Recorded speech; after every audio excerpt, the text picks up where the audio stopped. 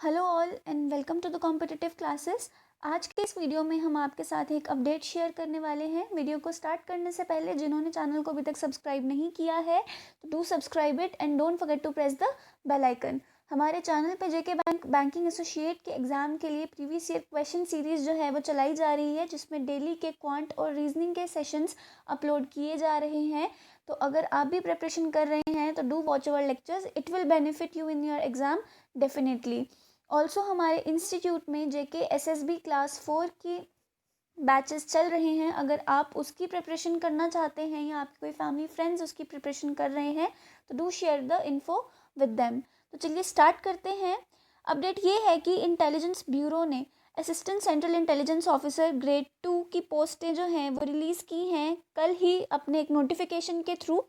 Notification में लिखा गया था that online applications are invited from Indian nationals for direct recruitment to the post of ACIO grade 2, that is ACIO2 और executive in IB government of India. तो government of India की ये posts हैं। तो ये जो एप्लीकेशंस हैं, total number of vacancies हमें कितनी दी गई हैं? टोटल नंबर ऑफ वैकेंसीज हमें दी गई हैं 2000, जिसमें से जनरल वालों के लिए 989, EWS वालों के लिए 113, OBCs के लिए 417, SCs के लिए 360 एंड ST के लिए 121 पोस्ट जो हैं वो रिजर्व की गई हैं। तो these posts are equivalent to the amount of posts that were advertised in the SBI PO notification. SBI PO की भी 2000 वैकेंसीज थी और इसकी भी 2000 वैकेंसीज ही हैं। अगर हम इसकी पे स्केल की बात करें तो पे स्केल गिवन है इसका लेवल 7, 44,000 से लेके 1,42,000 के बीच में आपकी पे रहेगी। तो ऑन एन एवरेज आप लगा के चलो 60,000 to 70,000 पे एक IB ACIO की होने वाली है। Also special security allowance at 20% of basic pay जो होगा वो गिवन होगा और आपको कैश कंपनसेशन भी दिया जाएगा अगर आप हॉलीडेज़ पे परफॉर्म करते हैं, which is subjected to a ceiling of 30 days. फिर हम बात करते हैं एजुकेशनल क्वालिफिकेशन की। तो ग्रेजुएशन जो है वो इसके लिए नेसेसरी है फ्रॉम एनी रिकॉग्नाइज्ड यूनिवर्सिटी। किस स्ट्रीम से आपने ग्रेजुएशन की है, it is not going to matter. Age limit की अगर हम बात करें तो 18 to 27 ईयर्स के बीच के एज के लोग जो हैं वो इस पोस्ट के लिए अप्लाई कर सकते हैं। ऑल्सो SC ST के लिए एज लिमिट जो है वो रिलैक्स की गई है 5 ईयर्स से और OBCs के लिए 3 ईयर्स से, जैसा कि सब गवर्नमेंट एग्जाम्स में किया जाता है।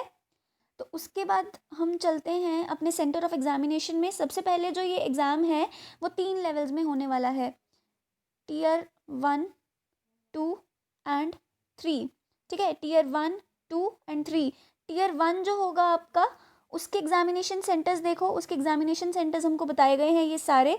अगर आप जम्मू से हैं, जम्मू कश्मीर से हैं, तो जम्मू जो है, जम्मू में इसका Tier 1 का एग्ज़ाम जो है वो लिया जाएगा।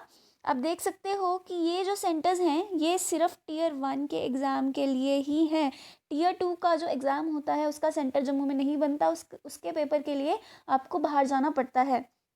ठीक है, उसके बाद आते हैं अपने स्कीम ऑफ एग्जामिनेशन में, जो कि मोस्ट इंपॉर्टेंट है। जब भी आप किसी एग्ज़ाम के लिए अप्लाई करते हैं सबसे पहले आपको उसका स्कीम देखना चाहिए कि एग्जामिनेशन होने कैसा वाला है। तो सबसे पहले होगा आपका Tier 1 एग्ज़ाम। Tier 1 एग्ज़ाम जो होगा वो ऑनलाइन मोड में होगा। इससे पहले जो Tier 1 एग्ज़ाम हुआ करता था वो ऑफलाइन मोड में हुआ करता। That is a good thing कि अब ये ऑनलाइन मोड में कंडक्ट किया जाएगा। 100 MCQs इसमें दिए जाएंगे जो कि 5 पार्ट्स में डिवाइडेड होंगे, जो कि आपके general awareness, quantitative aptitude, numerical, analytical, logical ability और reasoning, English language and general studies. तो 5 आपके कंपोनेंट्स का पेपर होने वाला है और इसका कंबाइंड टाइम रहने वाला है 1 आवर और मैक्सिमम मार्क्स आपके रहने वाले हैं 100 मार्क्स। सेक्शनल टाइम नहीं होगा, कंबाइंड टाइम होगा 1 आवर का। Tier 2 की बात करें तो Tier 2 में डिस्क्रिप्टिव टाइप पेपर रहेगा आपका, जो 50 मार्क्स का होगा। उसमें आपको ऐसे दिया जाएगा और English comprehension and प्रेसी writing. Also यहाँ पे आपको लेटर भी पूछी जा सकती है।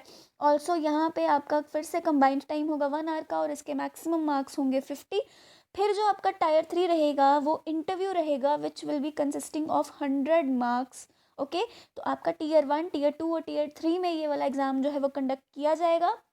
अब आगे चलते हैं सिलेक्शन ऑफ कैंडिडेट्स पे। तो सिलेक्शन ऑफ कैंडिडेट्स की हम बात करें तो 3 सेंटर आपको जो आपको उन्होंने प्रेफरेंसेस भरने के लिए बोला होगा उनमें से कोई ना कोई एक सेंटर आपको अलॉट कर दिया जाएगा। ओके। अब जो टीयर 1 में जो आपका एग्ज़ाम होगा उसमें करीबन 20,000 लोग जो होंगे वो सिलेक्ट किए जाएंगे, ठीक है। सिलेक्ट किए जाएंगे जो टीयर 2 में जाएंगे। फिर टीयर 2 में पोस्ट्स के 5 टाइम्स जो हैं, आई डोंट एग्जैक्टली नो कि यहाँ पे कितने बच्चे जो हैं वो सिलेक्ट किए जाएंगे, बट टीयर 2 में 5 टाइम्स बच्चे जो हैं वो सिलेक्ट किए जाएंगे और उसमें से फिर इंटरव्यू के लिए वो बैठेंगे। तो टीयर 1 का जो होगा वो आपका कट ऑफ डिसाइड करेगा that if you are in और नॉट।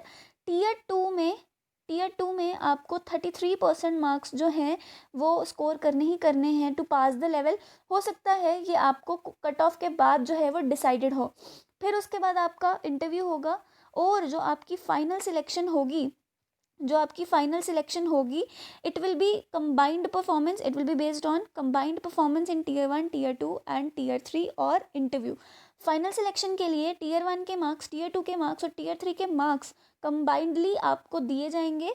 कंबाइन करके आपका एक स्कोर निकलेगा जिसके बेसिस पे आपकी फाइनल सिलेक्शन होगी, ठीक है। फिर उसके बाद हम देखें कि अप्लाई कैसे करना है। तो अप्लाई करने की जब बात आती है तो आपको वेबसाइट दे दी गई है www.mha.gov.in और एक ऑल्टरनेटिव साइट दी है। आपको इस साइट पर जाना है, अपने क्रेडेंशियल्स देने हैं, आपको वहाँ पर जाके रजिस्टर करना है। रजिस्टर करने के बाद आपको फिर से वापस जाकर आपको उस साइट पर लॉगिन करना है और जो भी रिक्वायर्ड चीज़ें हैं आपको फिल इन करनी है और इस तरह आप अप्लाई कर दिए जाएंगे। नोटिफिकेशन में आपको स्टेप्स टू अप्लाई एलैबोरेटेड वे में समझा दिए गए हैं। अप्लाई करने से पहले इनको ज़रूर पढ़ें कि आपकी फ़ोटोग्राफ की का साइज़ क्या होना चाहिए, आपका सिग्नेचर का साइज़ क्या होना चाहिए, सब कुछ आप पढ़ने के बाद ही अप्लाई करें। एग्ज़ामिनेशन फ़ी की अगर हम बात करते हैं, एग्ज़ामिनेशन फ़ी की बात करते हैं तो यहाँ पे एक एग्ज़ामिनेशन फ़ी रखी गई है 100 रुपीज़ की और एक रिक्रूटमेंट प्रोसेसिंग चार्जेस रखे गए हैं 500 रुपीज़। अब देखिए किसको कितने पे करने हैं।